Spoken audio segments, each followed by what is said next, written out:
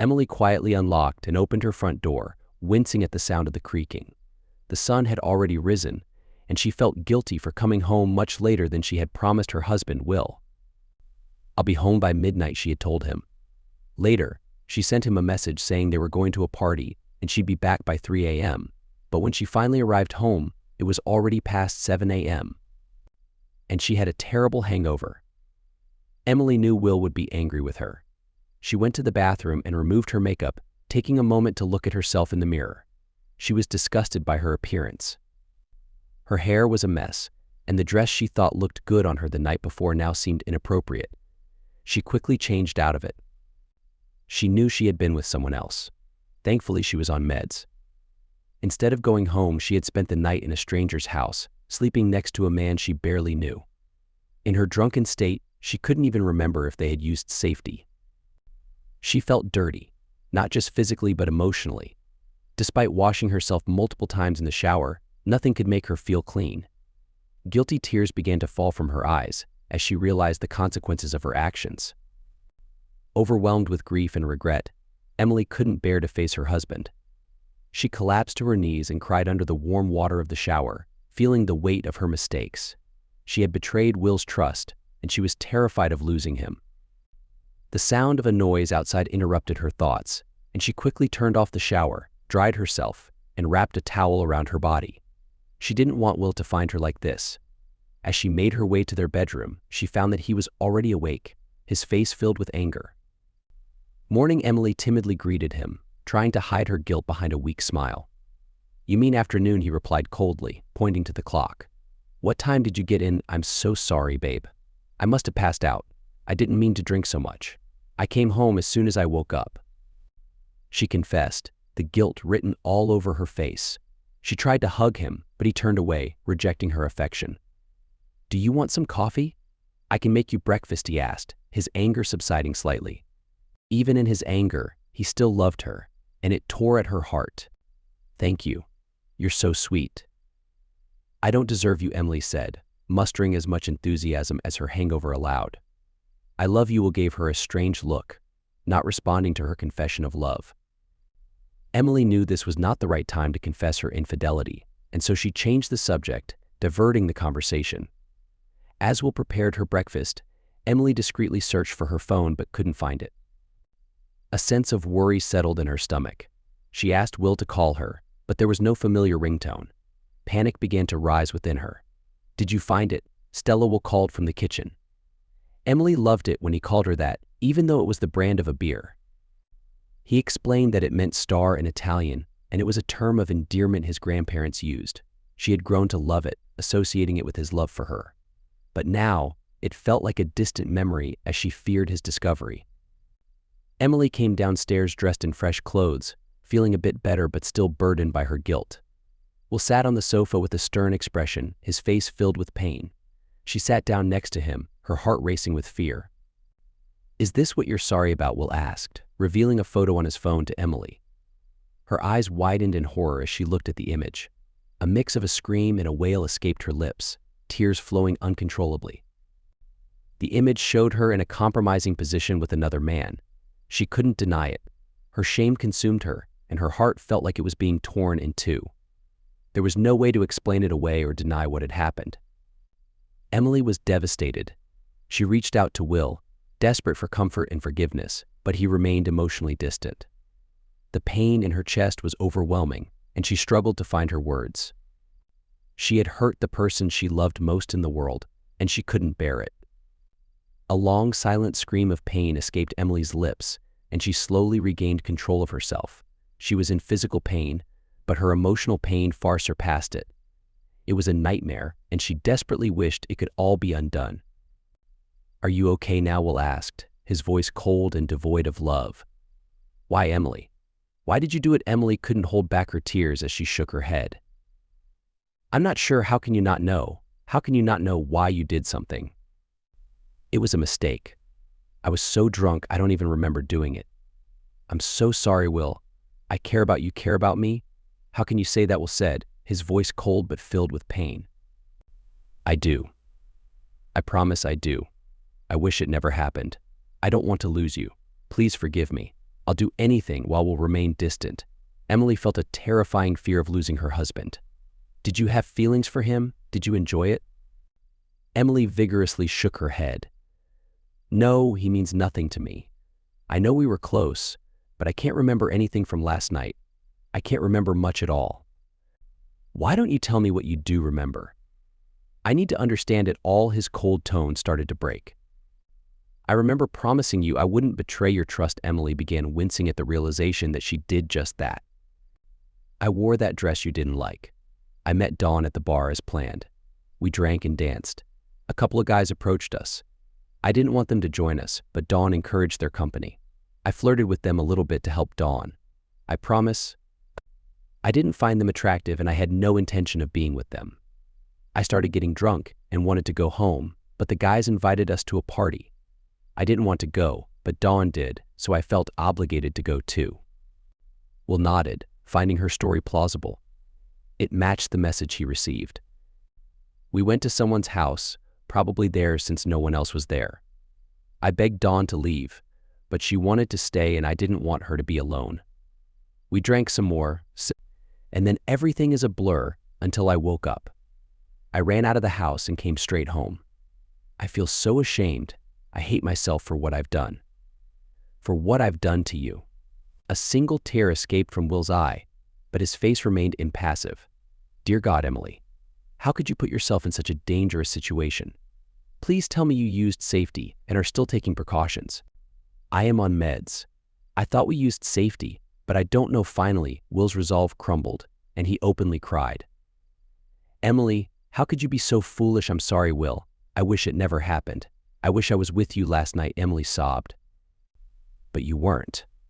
You know you'll need to get tested for transmitted diseases, and you should take a pregnancy test just to be safe, Emily sadly nodded.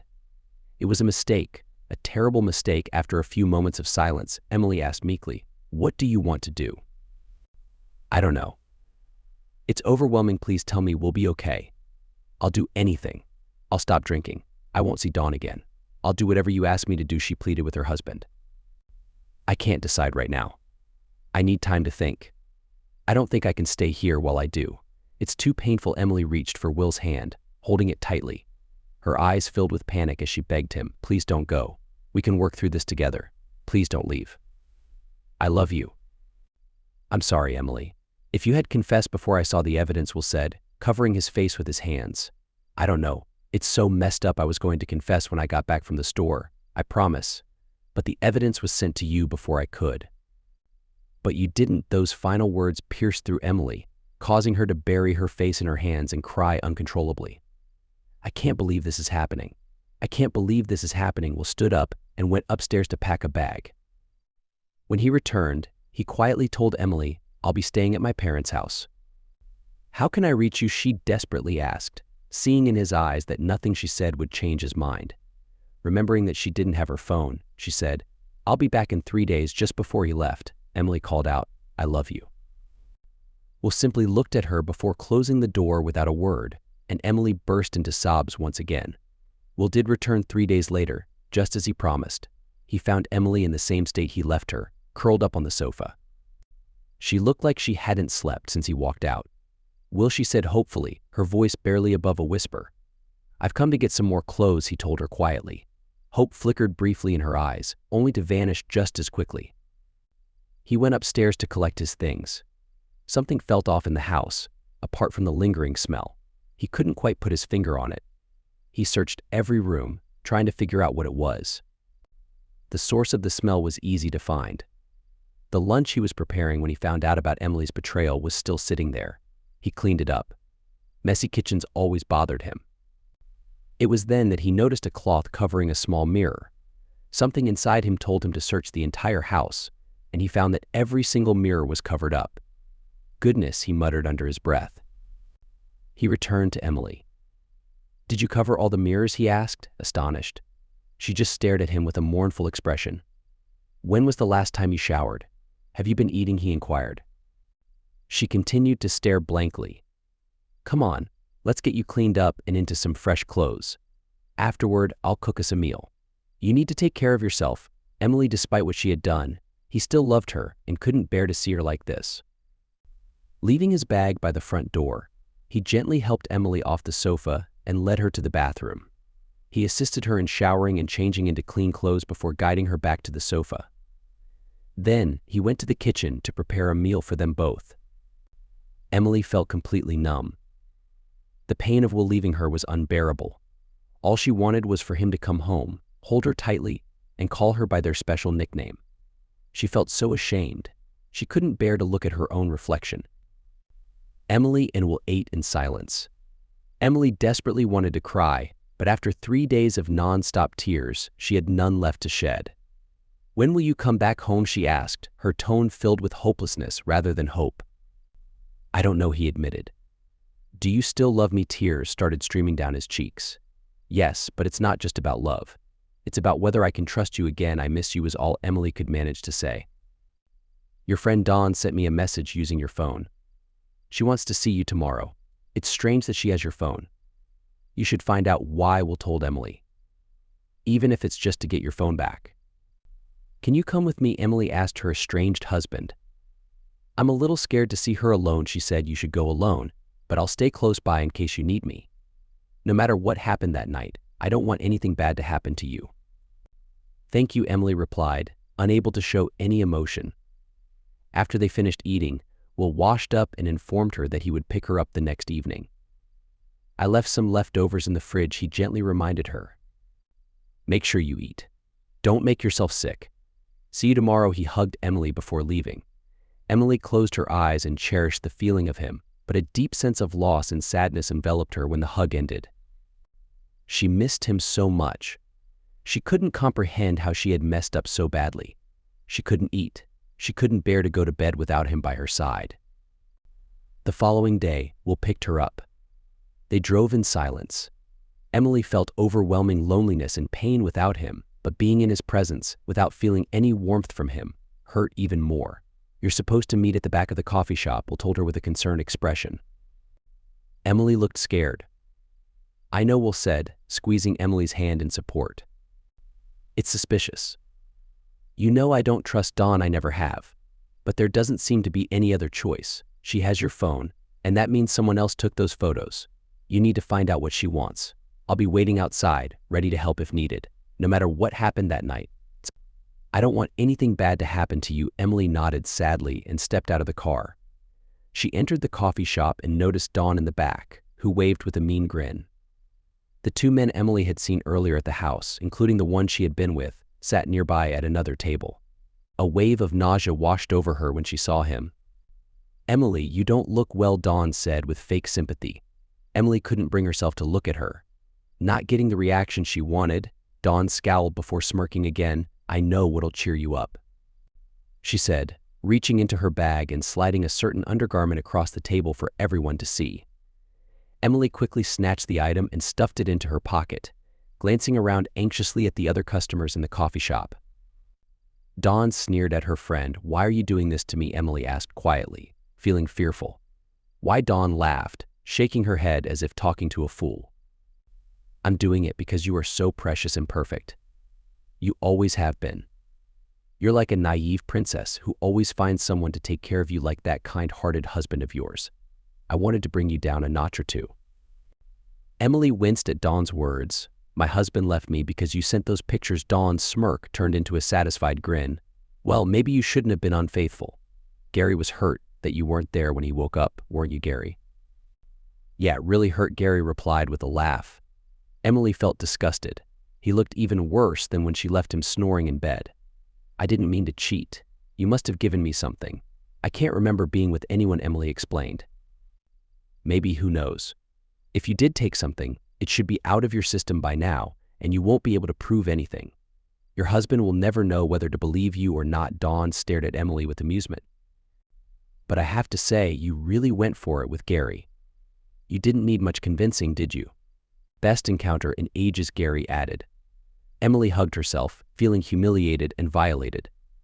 She began to realize that Dawn had targeted and trapped her. Everything that happened that night was planned. A tear rolled down her cheek as she realized she had walked right into a trap. "What do you want?" Emily asked, defeated. Dawn pulled out Emily's phone and showed her a video of her encounter with Gary. Emily watched for a few seconds before turning away, her whole body trembling. She felt sickened by what was in front of her. "You have 1 week to give me 10,000 worth of Bitcoin, or this video will be posted online and everyone will see that your innocent act is just that, an act. Your reputation will be ruined," Dawn threatened, her tone changing to a businesslike one. Emily's eyes widened in panic. "I don't have that much money," she exclaimed. "You better figure it out. Everyone else pays," Dawn scoffed. "I'm serious, I don't have that kind of money, and I could never get it in a week," Emily pleaded fearfully. Dawn's face showed irritation. She had done this scam long enough to know when someone was telling the truth. "What can you afford then?" "I chose you because I thought you'd be rich by now." 9 grand, 8, 7, 6. Dawn's eyes rolled with exasperation as Emily shook her head with each count. 5 grand. Emily stopped shaking her head, and Dawn sighed irritably. "Fine, 5 grand in Bitcoin it is. Otherwise, this video will be posted on social platforms. I'll also share the link on your Facebook and Instagram pages. I'll even add it to your LinkedIn profile, labeling you as an adult film performer. Do you understand? Your family, friends, and boss will see you differently. 5,000 for all that trouble. You weren't even worth the effort. I'll send the details to your husband. Maybe, after you're divorced, I'll go after him. He is pretty attractive, isn't he?" "Please leave Will alone," Emily pleaded. "Because of you, I'm losing him, but he doesn't deserve to be involved in this. He's a good guy." Dawn snorted in disgust. "Do you think I can't get someone like Will? Do you think he wouldn't be interested in someone like me? You really are as stuck up as I always thought. Just go away. I can't stand being around you." Emily remained seated, worry etched on her face. "What?" "I told you to leave," Dawn said, filled with hatred. "Can I have my phone back?" Emily whispered. "When I have my money," Dawn dismissed. Only then, realizing that all was lost, did Emily stand up and walk away, feeling defeated. "What happened?" Will asked with concern as Emily walked out of the coffee shop. She looked worse than when she had entered. "Please take me home," Emily replied, barely above a whisper. Will was overwhelmed with worry when they arrived home. Emily could be reserved and shy at times, but when she opened up, she was vibrant and full of life. He knew she was suffering for what she did, and her tears of regret were sincere, but he now feared for her well-being after encountering Dawn. Will helped his distraught wife inside and sat her down before taking her into his arms. Even with their time apart, he still didn't know how to handle her infidelity. He loved her, but could he trust her? Could he trust her not to make another mistake, as she called it? He found it strange that she claimed not to remember anything. Was she lying, or was it the truth? Her actions were completely uncharacteristic. Emily felt rigid in his embrace, her arms limp at her side. "I'll stay with you tonight," Will said, his forehead creased with worry, holding her a little tighter and hugging her gently. "I'll get my things from my parents tomorrow. It was a mistake to move out. I should have never left you alone. I should have listened to you first." Emily's arms slowly moved, wrapping around him. "Help me," she whispered so quietly that Will could barely hear. "Please, help me," she repeated, a little louder. "If you don't, my life will be ruined." Shaish Will soothed.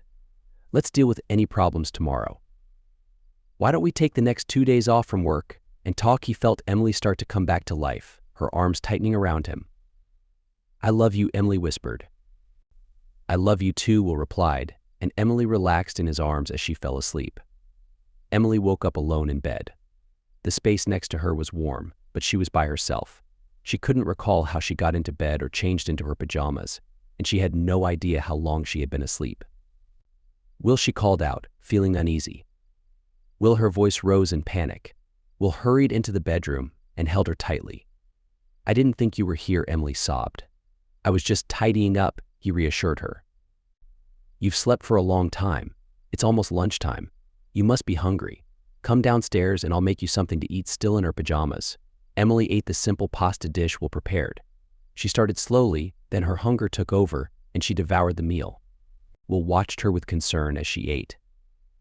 "I'm really worried about you," he shared. "What happened to you?" "None of this makes sense. I've been trying to make sense of it all. I looked into how cheaters behave, and it just doesn't match your behavior. Besides your night out with Dawn, you never changed." and being with strangers is completely out of character for you. I'm also concerned about how much you've let yourself go since then. Are you coming back home?" Emily asked with a glimmer of hope, not expecting her husband to say yes. Will nodded, fear for his wife evident in his eyes. "I can't leave you like this. Despite everything, I still love you." Emily began to sob with relief. "Please don't leave me again," she begged. "I can't promise that, he said sadly but honestly. "But I'm going to stay until we figure things out. I want to save our marriage, but I need to know if I can trust you." Emily didn't respond. Her shoulders slumped, and she covered her mouth with her hand, continuing to cry.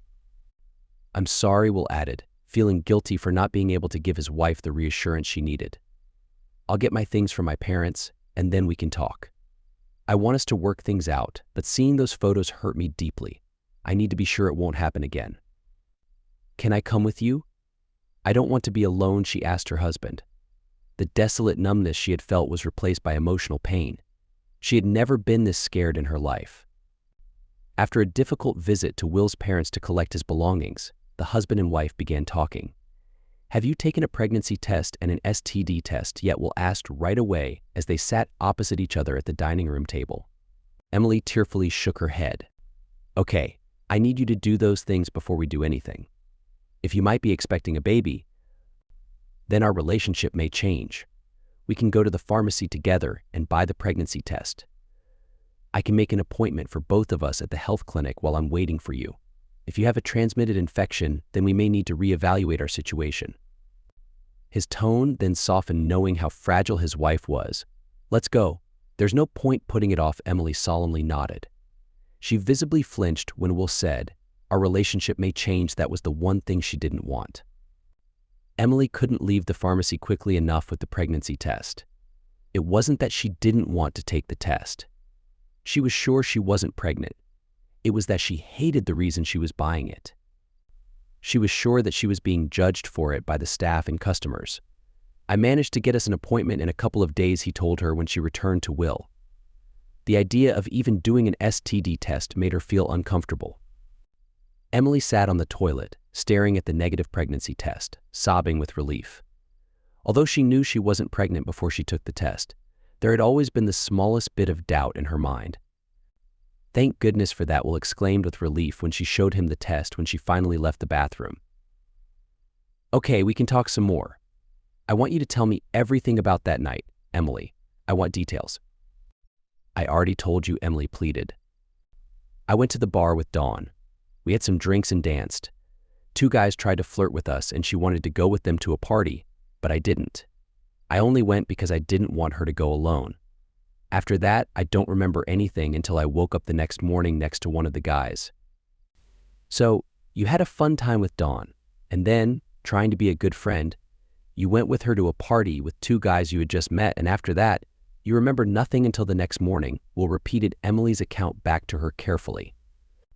Emily nodded, looking distraught. She knew it sounded strange, and it did to Will as well. The part one find hard to believe is the not remembering anything. If you were completely drunk, I could understand, but in those pictures, you looked like you were enjoying it. "It's true, and I still don't remember anything. I wish I could remember it. Then I would know that I deserve what is happening to me. But I swear to you, I don't," Emily insisted. It bothered Will that she couldn't remember anything. Her story was consistent. She wasn't contradicting herself. It made everything hard to understand. He didn't know whether it was the truth, a lie, or if she had somehow blocked it out mentally. "I want to believe you, but I need something to convince me," he demanded apologetically, wanting to believe his wife but struggling. Emily looked away before her eyes widened with hope as she remembered her conversation with Dawn. "Dawn told me I would never be able to prove whether I was given something or not, and the 2 guys we met at the bar were there too. One of them was in the picture," she told Will hopefully. Will looked confused. "You said you needed help after you met her. What did you mean by that?" Emily then began to look distressed and started crying. "She showed me a video of me being close with the man in the photos. They demanded £5,000 in Bitcoin, or else they would post it online." "Oh no," Will exclaimed, putting his arms around his wife. Whether Emily was telling the truth about not remembering or not, it was obvious that she had been targeted and manipulated. "Are you going to pay?" What other option do I have? They have my phone. They're going to post the video online. Then they said they would share the links on my Facebook, Instagram, and LinkedIn accounts. My life will be ruined. I don't know what else to do. I don't have 5,000. I need you to help me pay it. Oh my goodness. I'm so sorry. Will comforted his wife and held her tighter. Listen, do you remember my friend Dan? He used to date a girl named Gwen, and you got along well. Well, she works as a toxicologist, or at least she used to. She might be able to help us figure out what might have been given to you to make you forget. Are you okay with me contacting her? Emily looked at her husband with a weak, hopeful smile and nodded. Will disappeared into the kitchen. She heard him talking. Then he received a message, and then Will started talking again. Emily waited, and when he didn't return, she hurried to find him. Will looked completely distraught. Emily threw her arms around him, and they started sobbing together. I'm sorry, Em. I'm so sorry for not believing you. I walked out on you when you needed me the most. It's unforgivable. He told her between sobs. I let you down. I thought you had cheated, but this is much worse. Emily took the inconsolable Will back to the sofa, and they just held each other for a few moments before Will composed himself to speak. Well, for now, you need to keep this to yourself. Gwen and Dan are back together, but I promised not to say anything, and now you have to as well. Will began with a smile, his eyes red from crying. Emily returned his smile. She did like Dan's girlfriend, but they broke up before she could get to know her better. Anyway, Will continued. She works for a lab that processes blood and urine tests for the police. I explained what happened to you, and she thinks you might have been given scopolamine, also known as devil's breath. It is highly dangerous and risky to give someone because it can be lethal. In the right dose, it can make the person vulnerable to suggestion. It's mostly used in scams to steal people's money, but in your case, it was used to coerce you into having a good time for blackmail. Emily's blood ran cold. 5,000 pounds. Was that all her life and marriage were worth? Just 5,000 pounds? I'm so sorry, Em. You were telling the truth all along, and I didn't believe you. Do you love me? Emily asked. Yes, I never stopped. Do you trust me? Yes, of course. I should have trusted you from the beginning. Will's voice started to crack. Do you still want to be married to me? Yes. I can't believe how much I messed up. Do you forgive me? There's nothing to forgive. I need your forgiveness. Do you forgive me? Emily could feel Will holding her tighter. I don't know, was her honest reply. Damn, and she felt Will's body slump. Are we over? I want to stay and support you no matter what. I owe you that much. I don't know if we're over either, Emily answered. I just don't know much of anything right now, but I do know that I still need you right now. I don't think I can handle much until this is resolved. I'm sorry. I'm the one who should be sorry. Sorry for not believing you.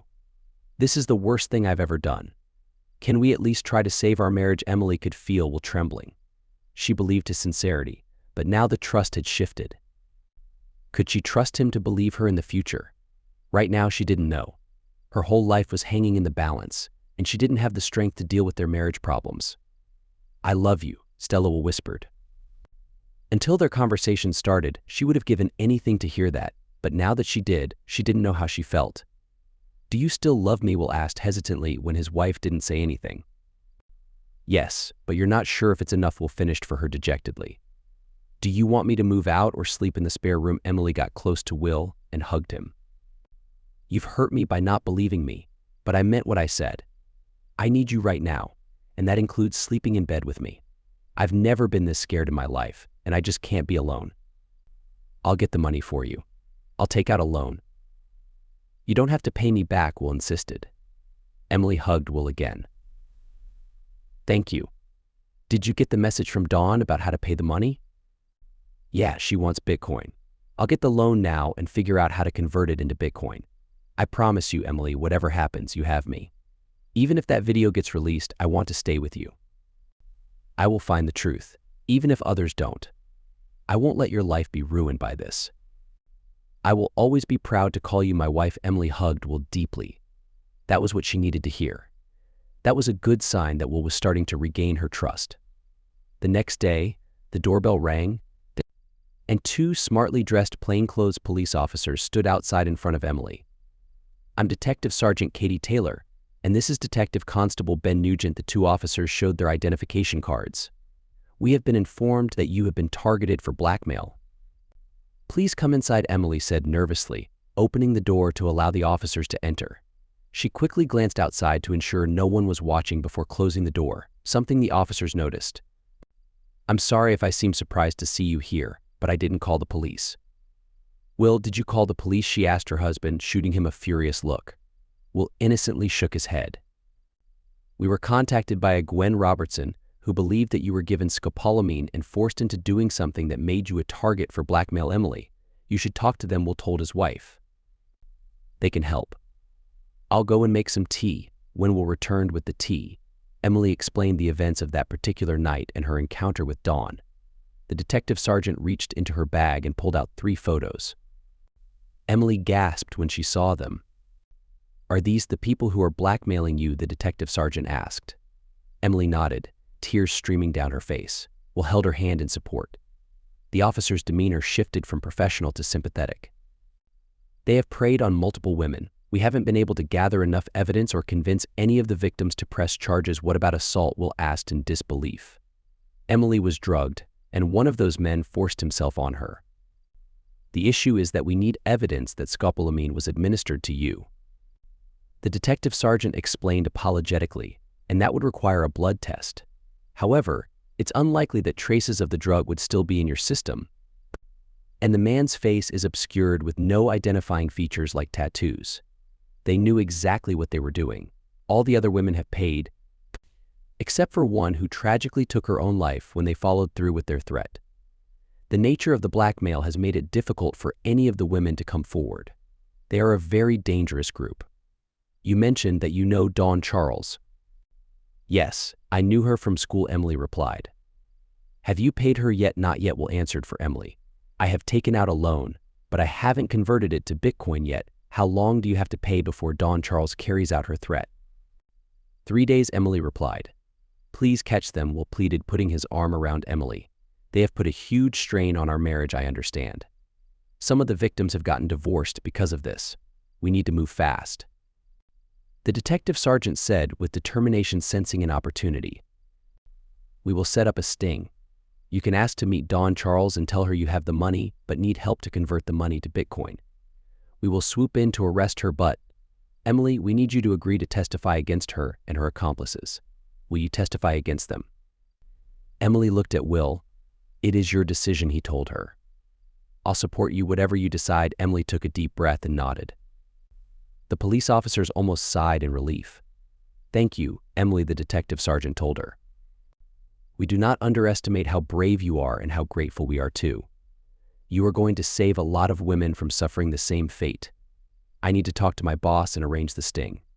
We will brief you just before you meet her. What shall I tell her? Will asked. She is sending messages to me from Emily's phone. Tell her Emily has the money and needs to meet to change the money to Bitcoin. Tomorrow, what if she is alone and the other men aren't there? Emily asked worriedly. She never goes anywhere without them.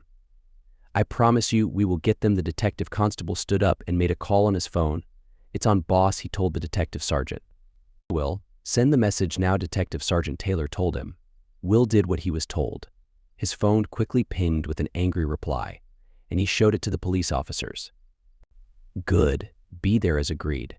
When we come in, it will be confusing and more than likely very frightening. Try and stay calm and as still as possible. We will know who you are, and you will not be harmed, Detective Sergeant Taylor told Emily reassuringly. The next day, Will drove a visibly frightened Emily to the coffee shop. He gave her his phone and she went inside. Dawn and the 2 men were waiting for her. You are making me work for $5,000, aren't you? Dawn said spitefully with exasperation. It really isn't that difficult converting money to Bitcoin. Give me that phone and bank details. Emily watched as Dawn began to use the phone when chaos erupted. Police screamed. A police officer with a semi-automatic rifle pointed at Dawn. He was followed by other armed policemen with the same weapon who pointed theirs at the men. On the floor now. Chairs went flying as other customers turned and revealed themselves as police officers. Dawn and the 2 men looked stunned as they were forced to the ground and put in handcuffs. Detective Sergeant Taylor then walked in with Detective Constable Nugent. Both police officers had determined smiles on their faces. Detective Sergeant Taylor read Dawn and the men their rights before they were led away. Dawn looked at Emily with fury as she passed her. "Well done, Emily, and thank you." Detective Sergeant Taylor told her happily as she knew she had brought down the gang she had been after for a long time. "We finally got her. We're now going to be able to search their residences without a warrant, and I am in no doubt that we will be able to find more evidence. We have your phone and your husband's phone. I am cautiously optimistic we will be able to persuade more victims to testify against them and put them away for a long time. We'll call you to arrange for you to come to the police station to give a formal statement." A female uniformed police officer came and helped a still stunned Emily to her feet and led her outside. Will immediately pulled her into his arms and held on to her while she quietly sobbed. "Let's go home," he told her. When they got home, there were 2 negative STD test results waiting for them. Both Emily and Will sighed with relief and looked at each other with what now eyes. Both were uncertain whether their marriage would survive Emily's ordeal or not. "Let's discuss it tomorrow, when we are less emotional," Emily suggested. "Shall we get takeout for dinner tonight?" Will asked for no other reason other than needing to say something. "That would be nice," Emily replied to Will. Emily and Will gave statements to the police. Dawn and the 2 men were charged and remanded in custody. Now safe, Emily and Will agreed to marriage counseling to resolve the trust issues that Dawn had caused in their marriage. Emily needed to be sure that Will would believe her from now on, and Will needed to be able to forgive himself for letting her down. They sat nervously in front of the therapist, who looked at them with sympathy after hearing their story. "You both have been through a lot. I think will you want to say something to Emily?" the therapist asked. A tear rolled down Will's cheek. "I am so sorry, Emily. I walked out when you needed me the most. I wouldn't believe you when you tried to explain. What I did was unforgivable. You went through a horrible experience. I love you, Emily. I want to stay with you, Ted. I want us to stay married. Please let me regain your trust," Emily cried openly as she listened to Will. "Would you like to reply, Emily?" When you walked out, "It was the most painful experience of my life," Emily said to her husband. "Hearing that you did not believe me crushed my soul. I thought I had lost the one person I loved the most in the world. I believe you are sorry, and I do love you, but I need to know you will be there for me if there is a next time. I cannot go through that again." Will hung his head in remorse. Okay, the therapist smiled. "Let's see what we want to achieve from our sessions. Do you both love each other?" The couple nodded. "When push comes to shove, do you both want to stay married?" "Yes," they both replied with sad expressions. They then instinctively held each other's hand. "Now, do you both trust each other?"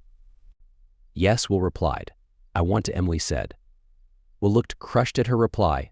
"Tell me how to, and I'll do it, Will. We will discuss that next time," the therapist told him gently. "First, Emily, how did you feel about Will's help during your ordeal? Can you tell him?" "Will, without you, I don't think I would have coped," she sobbed. "You saved me. If you hadn't called your friend and his girlfriend, then the police wouldn't have gotten involved, and I know that video would have been online. I don't think I could have gone on. You supported me, and when you said that you would have stayed with me even if the video was released, it made life worth living." Emily then turned and sobbed into his shoulder. "So he stood by you even though he overcame his doubts, supported you, and told you he wanted to stay with you, no matter what," the therapist paraphrased Emily. "Let me ask you a question, Emily. If you saw a picture of Will being with another woman before he had a chance to confess, and his only explanation was that he couldn't remember anything, how would you react?" Emily gave a pained expression. "I'm not sure I would believe him," she replied quietly. "Don't you think it is unfair for you not to trust him? Then, oh God." "I suppose not," she said guiltily. "With this in mind, do you trust Will?" "I still don't know," she replied honestly. "I want to, though, and I feel awful for not trusting him after all his help." "Good," the therapist replied. "Don't feel bad. It is a natural reaction after he walked out on you, even though it is unfair. Our time is up. For homework, I want you both to write down why you love each other, and I want you both to do something romantic together. We can discuss it next time." Emily and Will decided to book a last-minute weekend away together to the coast to do something romantic. They still had the £5,000, so they decided to spend it rather than pay it back. They wanted to recreate their first trip together when they first began to date. They stayed in the same town in the same hotel. For them both, it was a relief to be away from all the reminders of what happened and their marriage problems. to be free to be themselves again. The weather wasn't as nice as the first time, but the sightseeing and candlelit dinners allowed them to reconnect as a couple. They shared moments and affection, fully embracing their love for one another. For Emily, it felt like her soul was being cleansed by her husband. He surprised her by showering her with affection. His actions and words made her feel cherished and loved. She squeezed his hand tightly, grateful for his presence in her life. They shared tender and loving moments, expressing their emotions through intimacy. When they got close, Emily felt a deep connection and love for her husband. It was a beautiful experience that allowed them to strengthen their bond. "What's wrong?" Will asked with concern. "Nothing is wrong," she replied, shaking her head. "Thank you. I needed that. You always know how to make me feel better." "I love you." In the days leading up to their next counseling session, Emily became a little withdrawn. All she wanted was for Will to hold her, but she wouldn't tell him what was bothering her. The therapist studied the couple in front of her before speaking. "Let's discuss the most difficult parts of what happened. Emily, how did you feel knowing that you were close with another man but had no memory of it?" Emily started to cry, feeling the pain she experienced afterwards. "I've never felt anything more painful. Knowing that I had hurt Will was the worst part. I felt ashamed and disgusted with myself. I couldn't even look at myself in the mirror." Will looked devastated upon hearing his wife's words. "How did it feel when Will left?" "I felt lost and alone. I was so scared. I didn't know what to do. I thought I had lost Will." "Will, how did it feel to see another man being with your wife?" "It was the worst and most painful thing I've ever felt in my life, seeing Emily with another man. But now, knowing what happened, I realized that something even worse happened. Whenever I think about those images in my mind, I see my wife being violated and I wasn't there to protect her." Will then broke down in tears. "So, how do you feel now?" "Angry. Angry that Emily put herself in that situation, and angry at the man and Don Charles for what they did to her. Do you forgive Emily?" "Yes," Will replied simply. Emily embraced Will and sobbed with him. "I can see that this is all new to both of you," the therapist gently reprimanded them. "You both failed to consider each other's perspectives." Emily and Will hung their heads in shame. "Did you do something romantic?" They told the therapist where they went and what they did, and how it helped them feel connected with each other again. The therapist listened approvingly. "Okay, I think I would like to hear what you love about each other," the therapist said. "Emily, can you go first and tell Will?" Emily looked at the piece of paper with what she had written. She had put a lot of thought into it, but it still felt inadequate. "Will, I wrote down many things that I love about you, but the most important thing is the way you make me feel.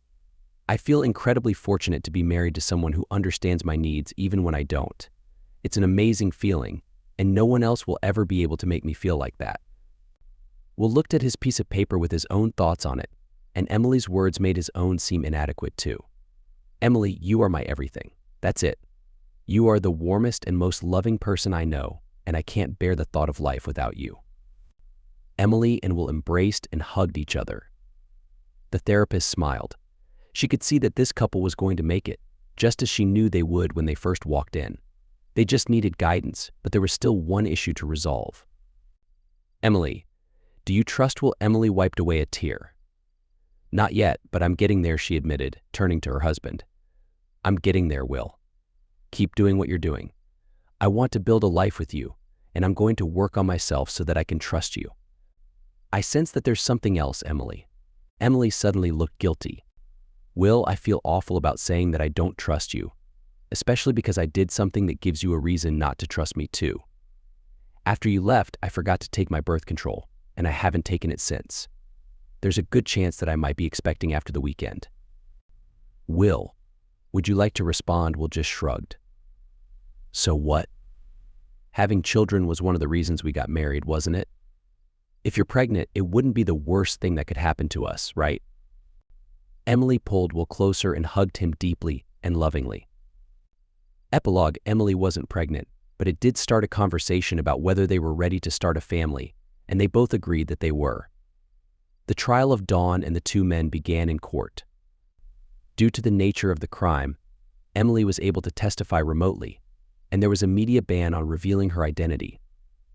Emily's willingness to testify encouraged other women to come forward and testify against them as well.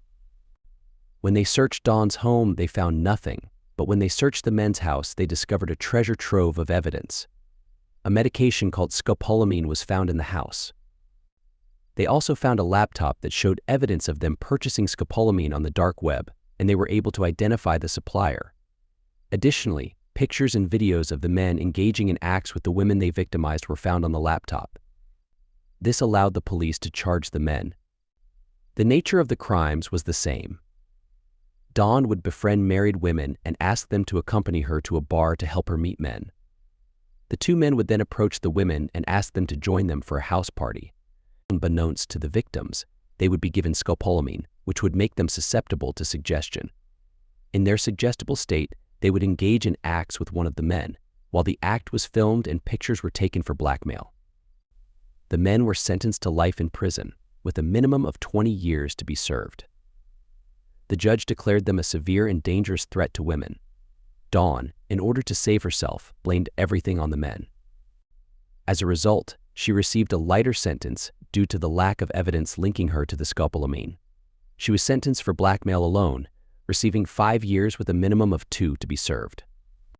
During their victim impact statements, the victims described how their marriages fell apart and their reputations were destroyed as a result of what Dawn and the men did. They shared how they lost their jobs and struggled to find new ones.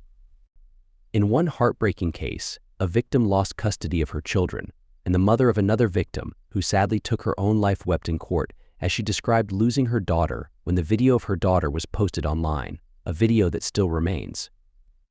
If Dawn thought she could just wait her time in prison and enjoy the money she extorted from her victims, she was sorely mistaken. A seemingly innocuous piece of evidence on her phone, a name and a phone number, led to the discovery of a major player in human trafficking. This ultimately led to Dawn being identified as the mysterious person behind a codename. Her involvement led to an international operation involving police forces across Europe to dismantle a highly dangerous human trafficking ring. She was given a life sentence due to her role. The blackmail was merely a side gig for her, just a way to pass the time. By the time Emily gave her testimony, she was already pregnant. She and Will managed to overcome their differences, and their marriage grew even stronger. Emily gave birth to a girl named Freya. They made the decision to sell their previous house, as it held too many painful memories of Emily's ordeal. Once they settled into their new home, Emily became pregnant again, and a few years later, she became pregnant for the final time before declaring that their family was complete.